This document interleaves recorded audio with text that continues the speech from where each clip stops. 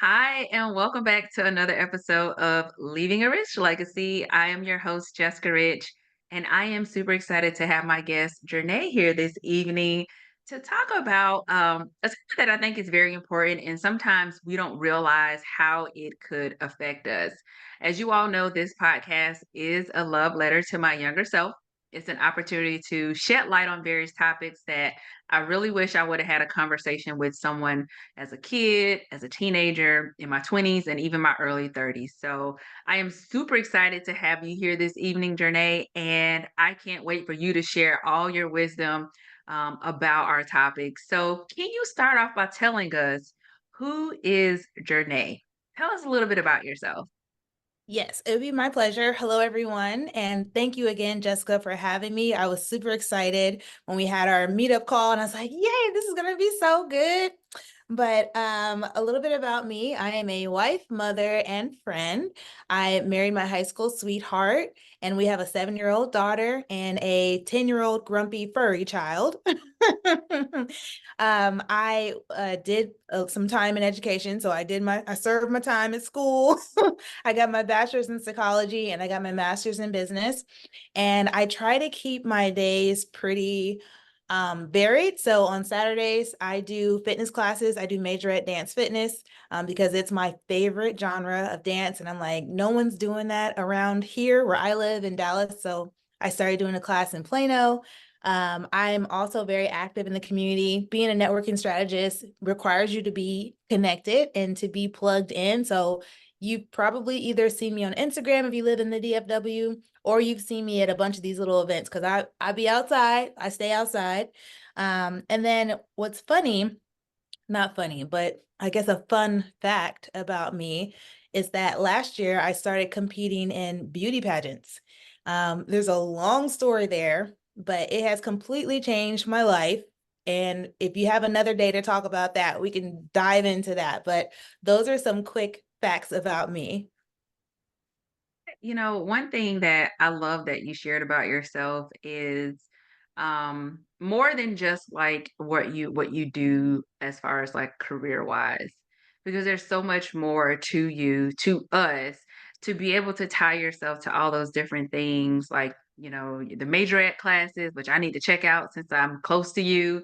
Um, the beauty pageant, like those are all things that are important in addition to you being a wife and a mother. So I love that you shared that about yourself because it really helps us to connect to who we are based on all the multiple hats that we have to wear as a responsibility. So you. So Absolutely. I know that when we met, we had a conversation about just community. I initially connected with you because you hosted a lunch and learn about introverts, which I am an introvert and I've had to navigate being an introvert in corporate America and just many places. But we talked about the importance of really, really cultivating a community. So, why do you think it's important for us to cultivate a community in our life? Well, honestly, there are lots of reasons that we should cultivate community in our lives, and there are levels to it, right? Because sometimes people only focus on creating a community to support their business. Sometimes it's just for your career, and sometimes it's your social life. But really, the objectives are the same across the board, and that's with connection, collaboration, and clients. So with connection, I really encourage community because you can connect with like-minded individuals who totally understand what you're going through so that when you bring them an issue, they understand why it's an issue and why it's important, and they can give you the support you need to get past it or the resources you need versus going to mama and them who don't quite understand what you're going through, and all they can say is you'll figure it out, baby, like you'll figure it out. And it's like, no, I need somebody to help me figure this out. So being around like-minded individuals is very empowering for you. And also finding role models and mentors who will help give you wisdom to either get over some speed bumps, maybe avoid some speed bumps, and just continuously inspire you to keep going.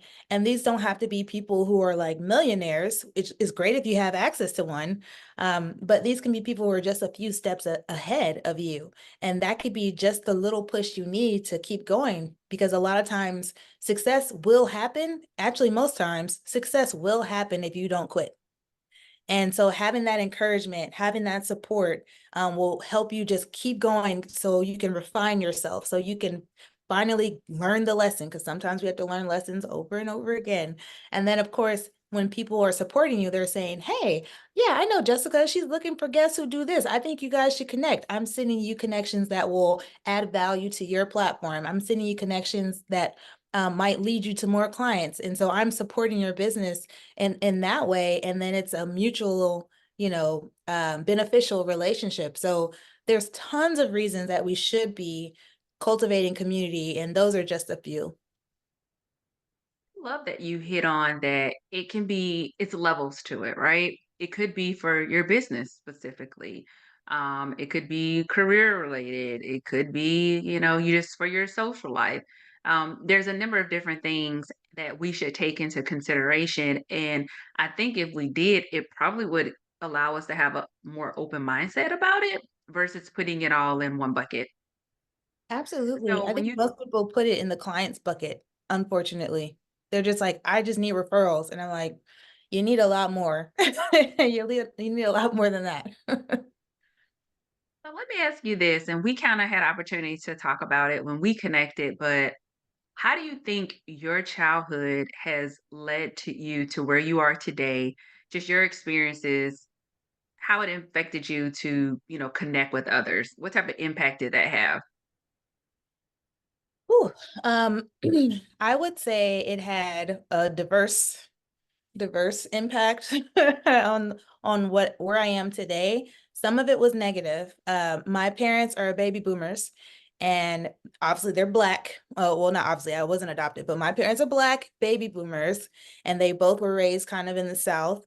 And so their perspective came from there. And so they would literally say, you don't have any friends. You have your siblings. Those are your friends. Your cousins are your friends.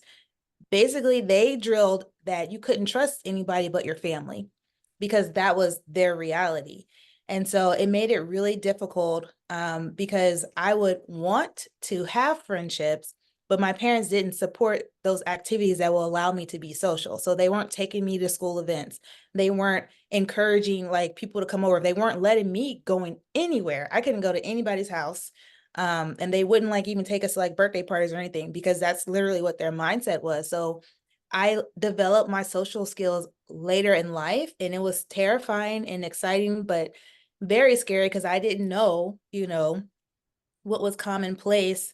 And so it did have some of its, a lot of negative impact in that light. But on the flip side, I always knew that friendship was good and friendship was important. And so thankfully I held on to that, and they eventually came around in their adulthood, and they started getting friends and developing, and our parents never stopped growing. I think growing up and becoming an adult, I thought that adults were supposed to be at a certain level, and we're not. Depending on what the area is, we're not. And so I give my parents grace there. But it definitely made it difficult to come out of my shell. And I also have a twin sister. And so that made it even harder, I think, because I was used to having someone. So if I was alone, I was never alone. I at least had my sister. But then down the line, sometime in college, we finally separated for the first time after my second year of school. I had never been away from her. And so I was on a campus by myself, never had went to school by myself or anything like that. So that was quite an eye-opening um transition, but it definitely had a significant impact. And we all are conditioned by our childhood. So however you were raised, however your interactions are with your peers as a child, it definitely impacts your ability to trust other people and your ability to open up and be vulnerable as an adult. And we have to recondition ourselves so that we can build trust, so that we can allow ourselves to be vulnerable, because there are a lot of really awesome people out here. You know, as you mentioned, like your experience, my experience was completely different. Like my parents divorced, so my sister and I were raised in the home with my mom. I remember in middle school, I hung out a lot with my friends and at their homes and families.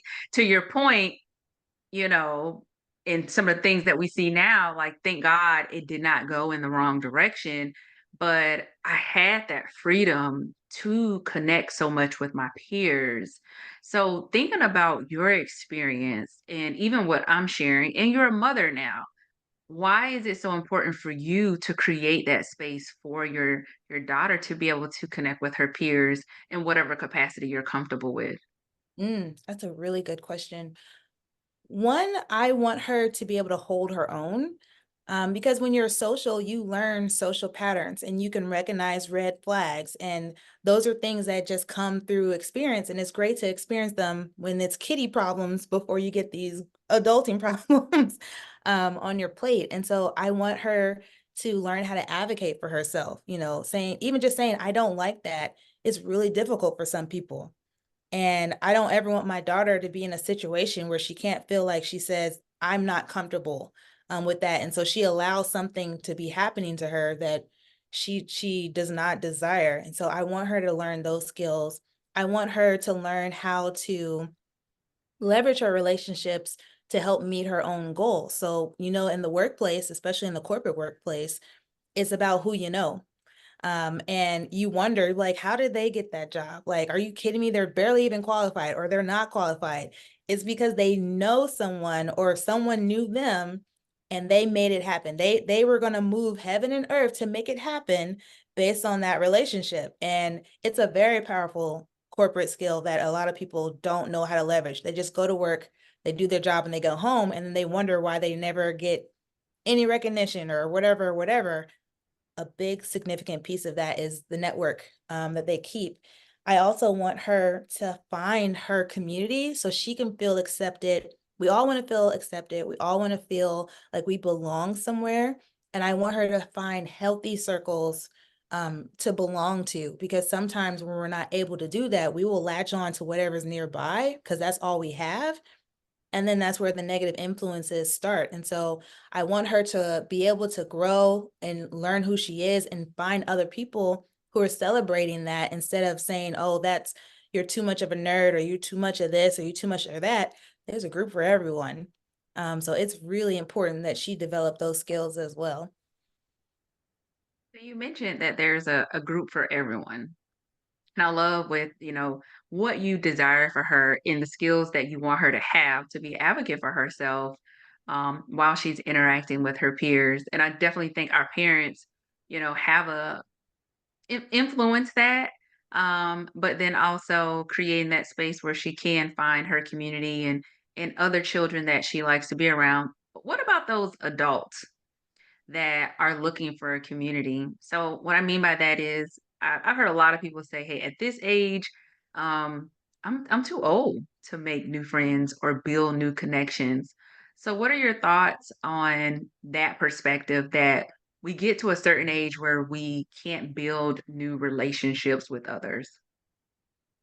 I would say, I would say the older we get, the more support we need. And we think the opposite, we think children need to be taught, children need to be encouraged, they need to like kind of grow into whatever, whatever. But children are not faced with challenges the way adults are. And we need support because we're dealing with things we were not taught and that we're not going to be taught. Life is going to happen and we are going to have to respond. And so becoming a parent, we need support. If you have kids, being a parent is no joke and you need people around you to help you mentally, sometimes financially, sometimes giving you, advice. Like you need a community who you trust to help you be a good parent and help you develop the maturity that it takes to be a good parent. When life challenges happen, when people pass away, when you get laid off, any type of loss, you need a community to lift you up and hold you up, especially in today's economy. I was laid off my job in November, and if I didn't have enough community support, I might have blamed myself. I might have went into a depression. I might have did all these other kind of things, and they're like, that it was their loss. Like they're pouring into me like, Janae, if you want another job, you'll find another job. Who do I know? What are you looking for? They're looking for to help me get interviews. Like the support has been so beautiful, and I don't know what I'm still, it's June now. I don't know what direction I'm going to be going, but I know that I'm going to be okay, and that I have the support I need to persevere and keep going. Um, Also, just adulthood can be lonely, in a way that childhood is. It's a different kind of loneliness, because at least when you're a child, you have your family in your home. And some adults don't have anyone living in their home but them. Some adults live alone. And so you need a community to get you out of your space, to get you in some fresh air, to keep you active, to keep you plugged in, so you don't fall into this rut that is really difficult to get out of. Even with professional help, some people, it takes them a lot to get out of, to get out of some rut. So imagine if you had no one. You need people, like you need people. One thing you said is about the individuals who live alone and don't have anyone, and thinking about the pandemic, right? And we went through, those few years where you're already living alone, and then we were required at one point to stay home. And some individuals are still struggling with getting back out into society and being social, even individuals who were social. So you talked about some things that has been positive for you with being able to have relationships and friendships with others, but is there anything else that you can think of that, is positive when it comes with us having a community and building relationships? And I understand everybody's not going to be a friend, right? But you can still find community with individuals if you don't necessarily consider them a friend. Absolutely. So, and everybody's not going to be there, mature wise, but you can be a decent human being without being a friend. And you want to be connected to these people, because it's like, hey, we may not be friends, but I'm going to keep you up to date. Like there's an event coming up, it sounds like this is around your alley, you should go. Oh, thanks. It's not that we have to go to this event together. It's not that, we have to make any commitments, but you thought of me and you're like, I'm just gonna do that. And that is being friendly, but it doesn't mean that you guys have to be like tight buddies. Or you might see that they're proficient or really excellent at something that you're not. Just having that access to them can make a big difference in your success. You say, hey, Jessica, I was wondering if I could buy you coffee and see what it might be like if you could do this, provide this, or whatever you would want to share, or whatever the case is. And you might share your wisdom, and then we go our separate ways, and it's fine. Like it's perfectly fine. And I think as long as the respect is in place, I think as long as the genuine and upfrontness, we're all forthright with what we desire, then it's perfectly fine not to be besties with everybody and not be friends with everyone. But the more you network, the more you're going to find yourself in the room with people that you know, or people that you know of, because you're all out here doing this work. And it's crazy, because the more I go out now, it's just like I meet fewer and fewer people, because we all been in the room, but I'm not friends with all of them. I'm friendly, but I'm not friends, but they know they can call me. I always make sure to let people know I'm available to anyone who needs help. I will help you if I can, within reason. And then if it requires an invoice, I will let you know up front, but I am available. So making yourself available is also just as important as tapping into your network, because if you want to build a valuable network, you even have valuable friendships, and you need to be a valuable friend. You need to be showing up, supporting their events, sending them, card on their birthday. Hey, I know Junior broke his leg. How's he healing up? Like, give a dang. You gotta be what you desire to have as well. I love that you differentiated, being friendly and a friend, but how even being friendly can make a difference or provide you access to someone or just have support from a group, regardless if you don't have a title of a friend. I think that's important because there is so much opportunity to network, and connect with individuals. I know that LinkedIn and some on Instagram, but LinkedIn, I've had an opportunity to do virtual coffee with a lot of people. We talked about, trying to connect because we are within close proximity, and you never know what the connection can bring, whether it's a genuine friendship or just even being able to support one another. We don't take advantage of that or be open to it, we can miss out on so much. You just Yeah. never know. Yeah. You never know. Do you believe in karma? Yeah, yeah, So you can just consider it good karma. It's good karma to be available and to help people sometimes. I mean, obviously don't let people take up all your time. You can't do that, but you never know when you're going to need someone. And so be available, do what you can do within reason, within, your boundaries, and yeah. believe you're going to receive the same. And if you don't, if it's not reciprocated from that individual, it'll come from somewhere else, Exactly. right? Exactly right. Um, it may not be that individual or that situation, but if you have the right attitude and the right spirit, it'll come back around. It definitely will. And I've had situations where I've connected with individuals and they were like, I didn't know what to expect. And sometimes I felt the same because you never know what the person is really wanting. But when you see people are authentic and genuine, and even though it may not lead beyond that call, but being able to say like, hey, you know what? I see what you're doing. If I see something or if I can support you, I absolutely want to do that. And that goes a long way. But we're talking about like having relationships and kind of things that we can do to be intentional, having an open mind. But for some, thinking about our introverts, it's a struggle. It's a struggle with, you talk about boundaries, but just our capacity and sometimes the energy that it takes out of an introvert, right?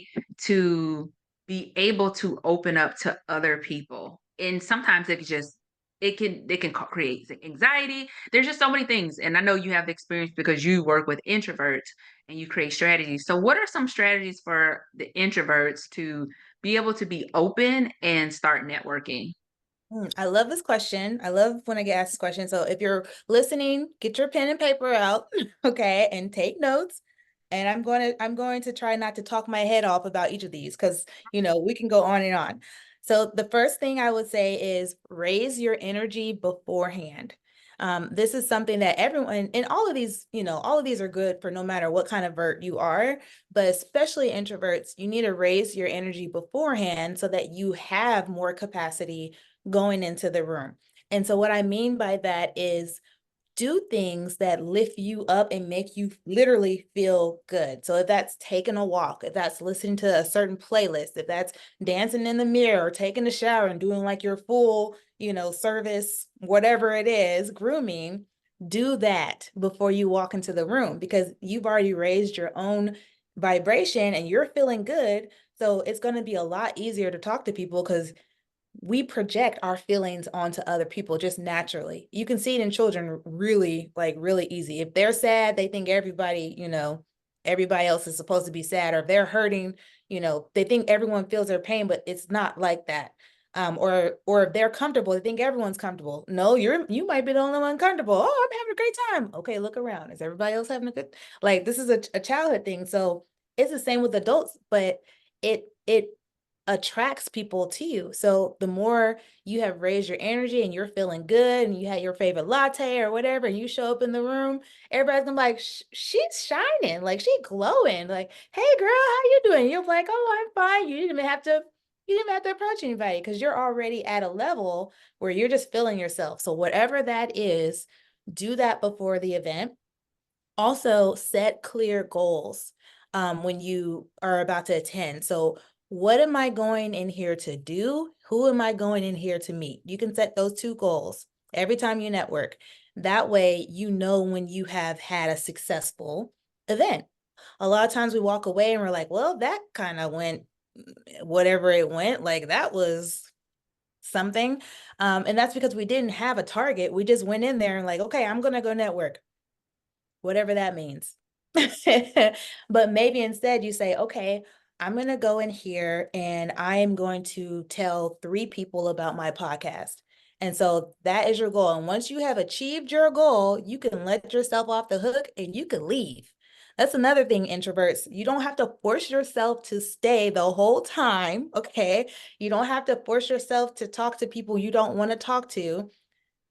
Do things that nurture you. So if you see there's a big group over here and you're like, oh, maybe I should go over there because that's where everyone is, you can go over here to where that one person is and just talk to them. And if you talk to one person, you've done a great job. Because if it's a meaningful conversation, you don't need a million meaningful conversations. You just need one. One can make a huge difference in whatever it is that you've come into this room to do. So set those goals. Who do I want to meet? And what do I want to do, or what do I want to accomplish?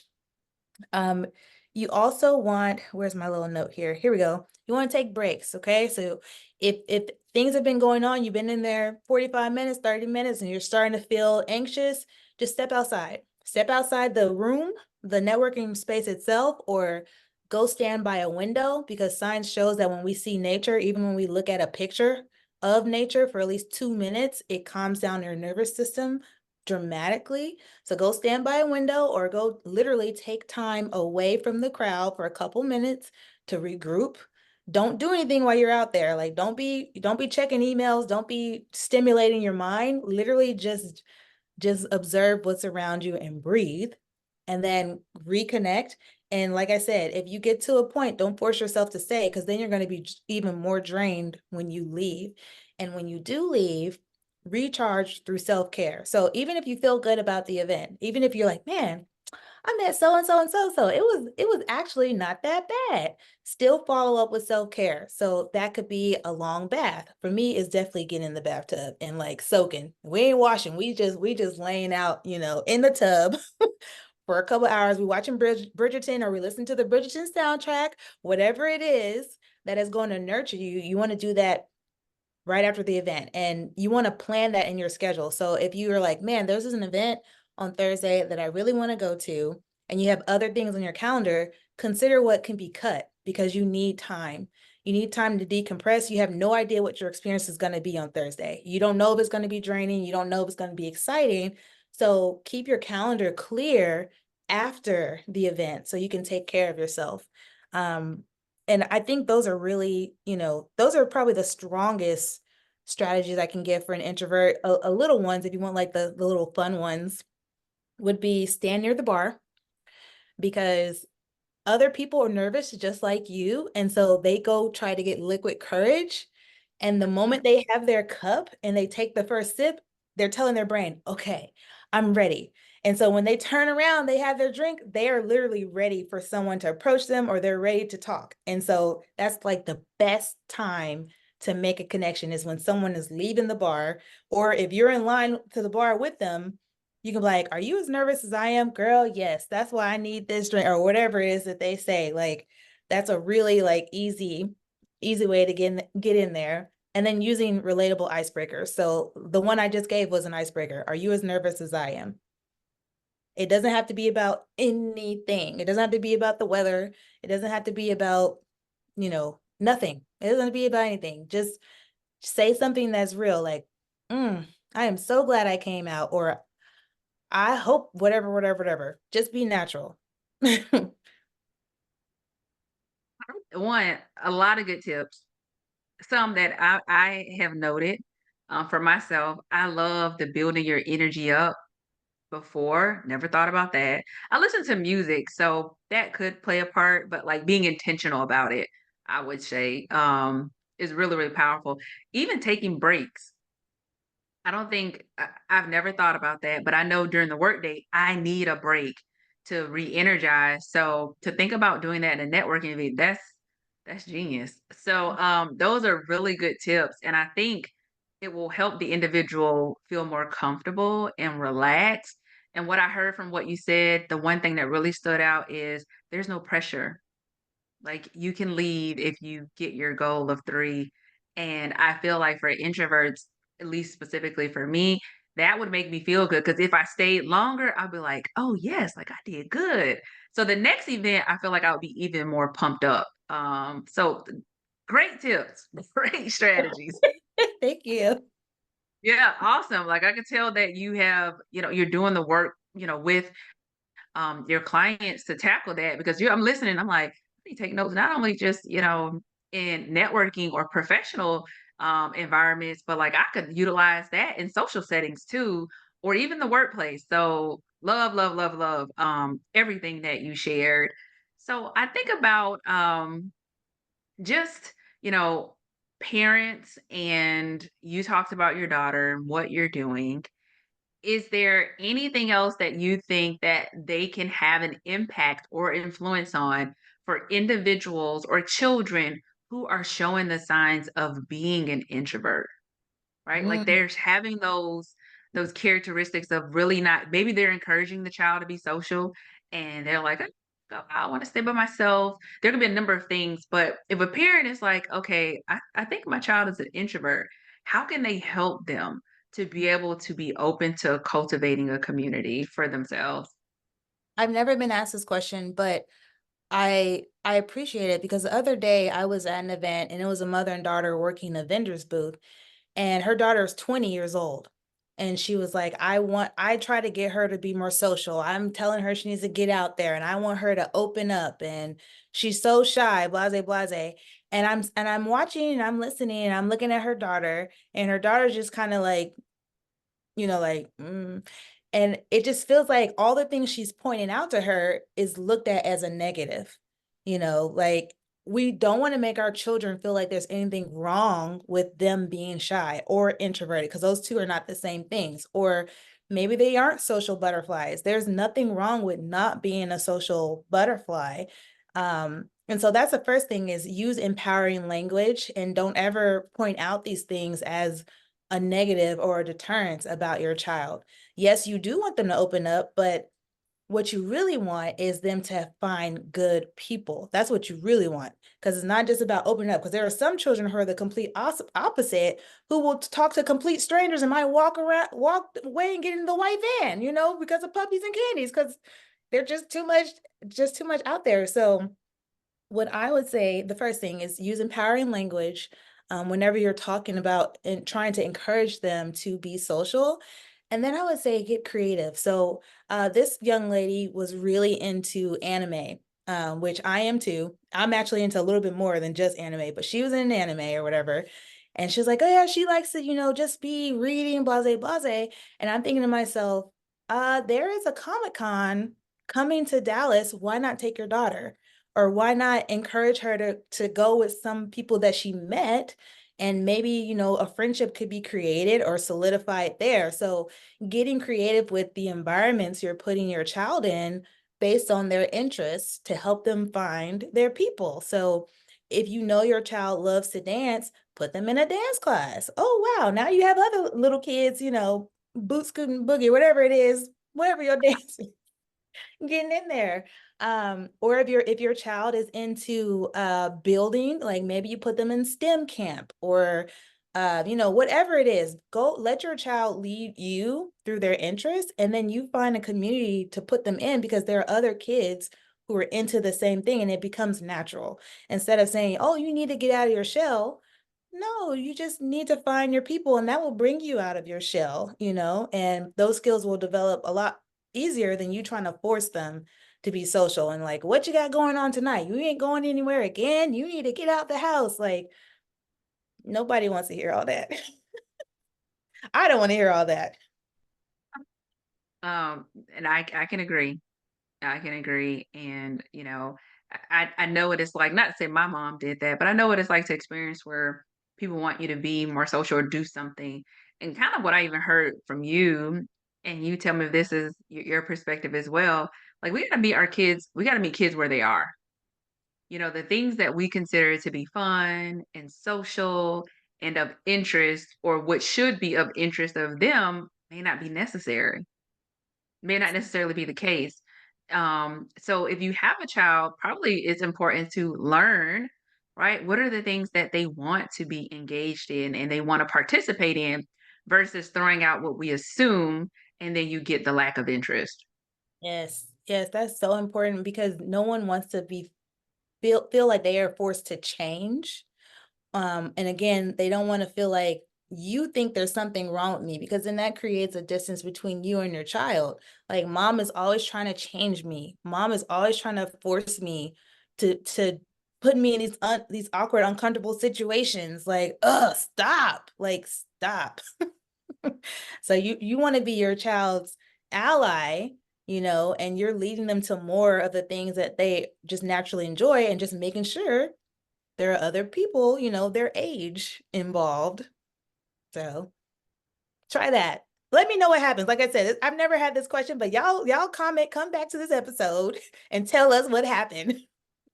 No, I think I just thought of it and I'm like, you're speaking from experience and you have clients, you're speaking from your own personal experience and you get to change that, for your daughter as well. So I'm glad I thought to ask, because I thought it was important. But we've talked about quite a bit about individuals in general. We talked a little bit about introverts and then even like how we can support children to help them be a community that is authentic to them. You and I met through a women's networking group. And one thing that I've been intentional about is really putting myself out there more. That's my goal. My goal is to attend at least one event a month, and I Mhm. made that goal in December. Haven't quite executed every month, but I've gone to like 3. For me, that's a win. So, why do you think it's important for women to look for these networking groups and most importantly, support other women? Whew.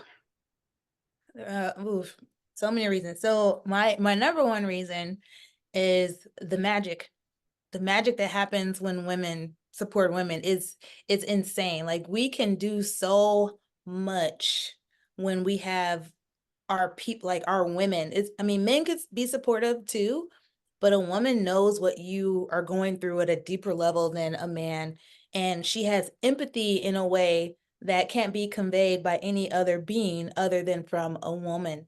And so when you have a problem and you bring it to the ladies, they're not going to give you some logic based, just facts. Well, you just need to do this. They're gonna be like, no, I understand. I see where the problem is.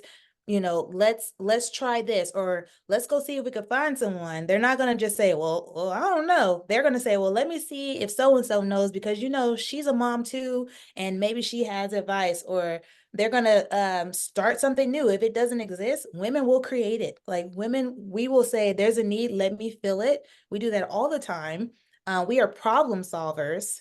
And so you don't have to struggle alone and you don't even have to have a problem that long because somebody, more 9 times out of 10, has the answer in the community, but you won't get it. You will get the answer sometime. You will figure it out, but you can get it a lot faster if you know people who know the answer. And you're not going to know people if you don't network. You're not going to know people if you don't try to make those connections. And they're also going to help you build resilience. I think I mentioned earlier, having the support just to continue. That's huge. Like sometimes you just want to give up. I myself included, like you like, like what, like why am I doing this? Why did I think I could do this? It must be me. Like you just go down this negative toxic rabbit hole and your friends are like, no, you're not gonna, I'm not gonna sit here and let you beat yourself up. Stop saying that. Don't say that. And you're like, well, it is. And they're like, no, it's not. And then they're arguing with you, but they're like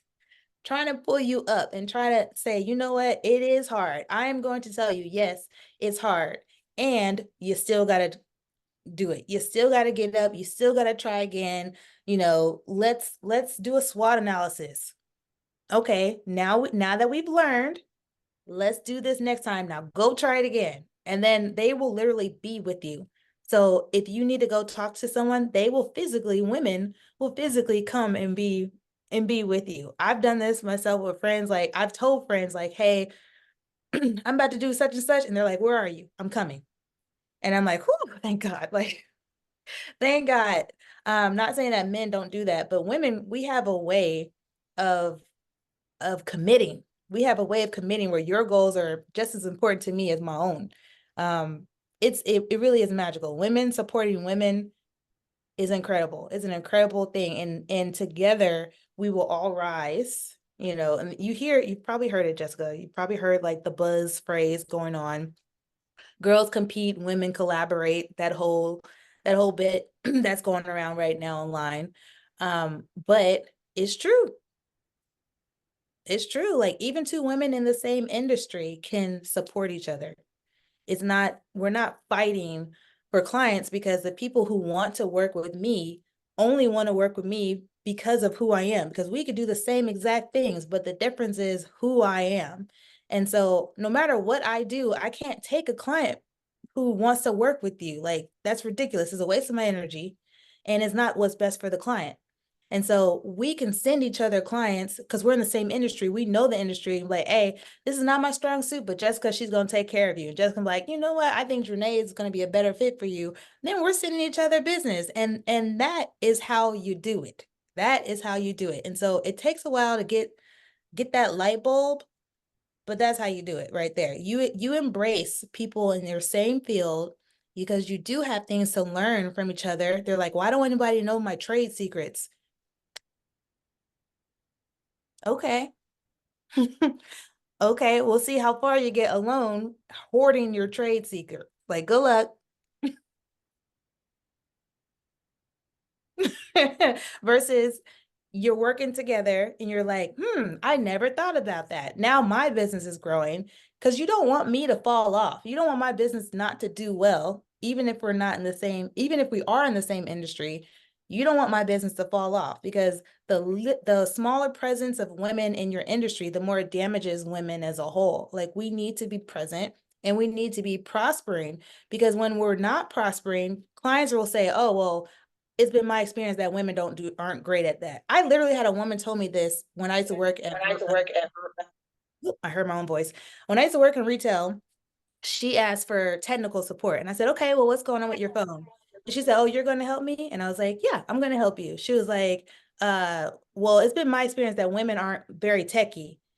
And I was like, okay, well, I'm the senior representative in this whole location. I've been here the longest. I probably know the most, but if you want to work with a man, I will direct you to one of my colleagues. She said, no, it's okay. And she kind of like thought about it. But people have these crazy thoughts going on in their head. So it's important that you thrive because you're representing women. You know, like Black people represent every Black person on the earth for whatever reason. You're representing other women. And so we all need to be out here winning so that people know women are capable.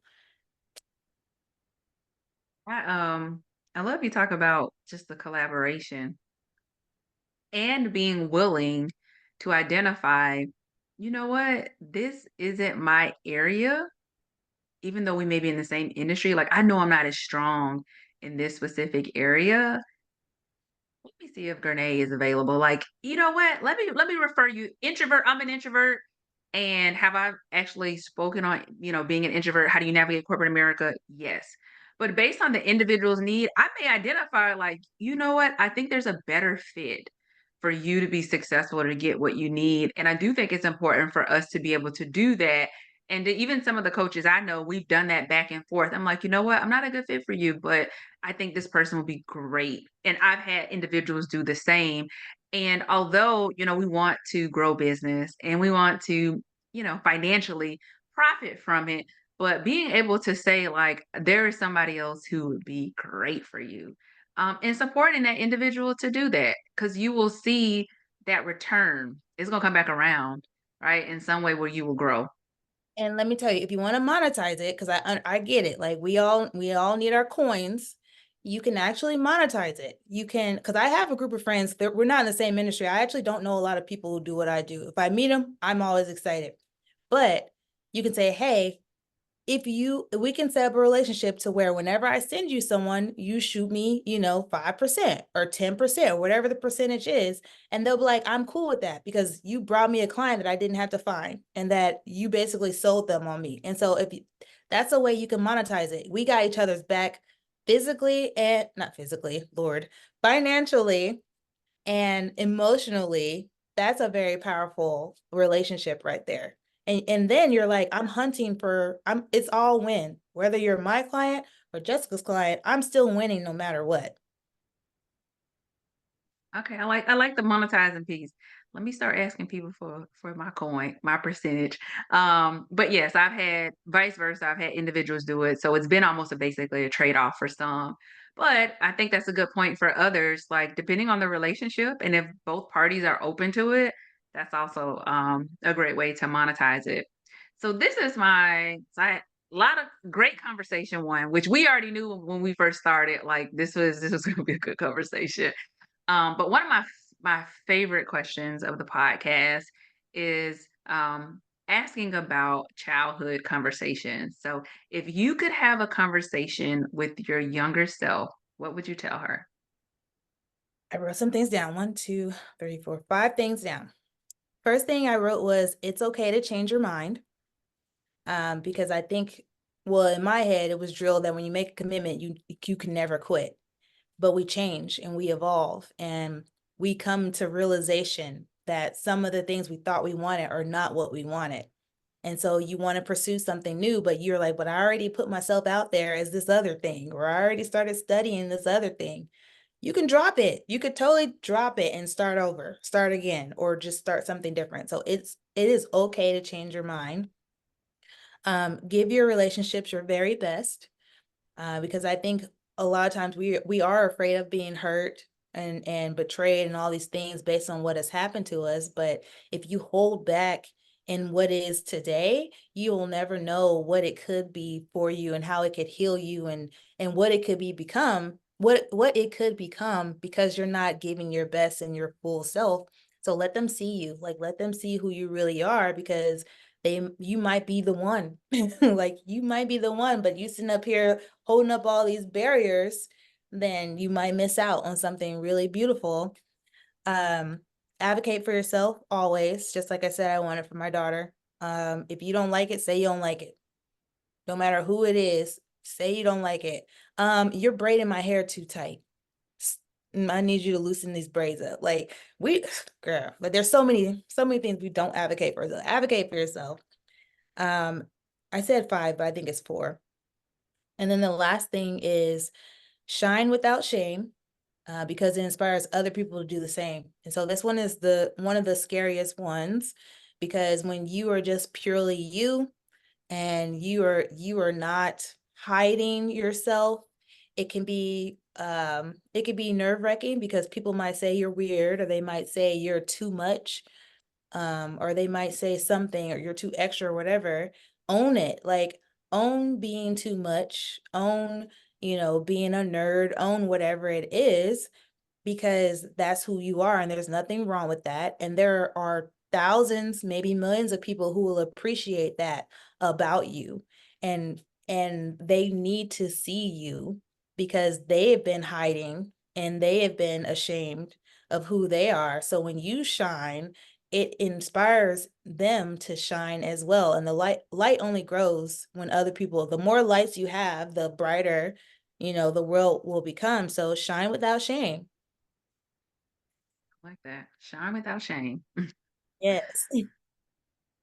Well, is there anything else that you would like to share with our viewers that we did not get to discuss already? Oh God. Honestly, I mean, we could talk about a million and one things, Jessica, for sure. I would say, I would say, mm, no matter if you're introverted or extroverted or somewhere in between, that is perfectly fine. You can find a way to make friends. You can find a way to get plugged in a way that's authentic and natural and comfortable for you. You don't have to network like anybody else. You don't have to follow rules, or maybe you need to look over the rules that you've set up in your mind and ask yourself, is this really true, or is there a better way? There is a better way, and find it, experiment, trial it, over and over until you find your groove and like, this is how I network. For example, not going too far into it, but I don't like doing party type networking events. Those are the events where you come, there's a bar and there's like 100 people in the room. And they're like, yeah, come network with young professionals of such and such and such. And that's the whole thing. I can't get down with those events at all. Super uncomfortable, super not productive for me. I like smaller events. I like events with programming. I like events with panels. Like, I have to have a certain thing. Otherwise, I'm not going. Don't force yourself. Don't force yourself to do things that you hate. Find what you love and make it work for you, in a networking situation. So there's nothing wrong with you. Okay. Find your way. I like that. There's nothing wrong with you. Find your way. What you connect with, and what you're comfortable with. Don't feel forced to do it. Yeah. Well, Grenade, I just appreciate you spending time with me and again sharing your wisdom and your perspective about everything that we discussed. How can people connect with you? You can find me online, pretty much almost everywhere. Network with Nay. That's NAE, Network with Nay. If you want, you can look up my website. It's my name, JernaeAlexander.com. And if you look in my link, link in the bio on my link tree, there's a whole bunch of good stuff on there. Like, we can do a coffee chat, virtual coffee chat. My book is listed on there. Whenever I host events or I'm co-hosting or something, I'll list it on there.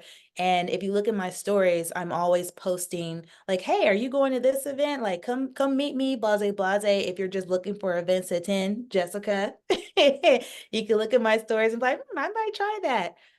So yes, network with Nay, or my website, JernaeAlexander.com. I love the idea of putting in your story, but then also like come meet me at this Yeah. event because sometimes people desire to just know one person, even if they didn't meet them in person, but knowing like I can go meet her, that might actually give them the courage, right, to actually attend. So that's smart. Not only are they attending and getting out of their comfort zone, but then you could potentially have a connection there. So love, love, love that. But I again thank you so much for being here.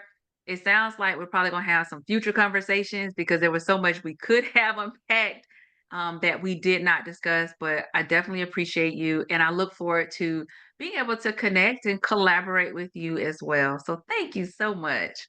You're so welcome. And likewise, I think we're going to make some beautiful moments for some people out there. So I'm here for it.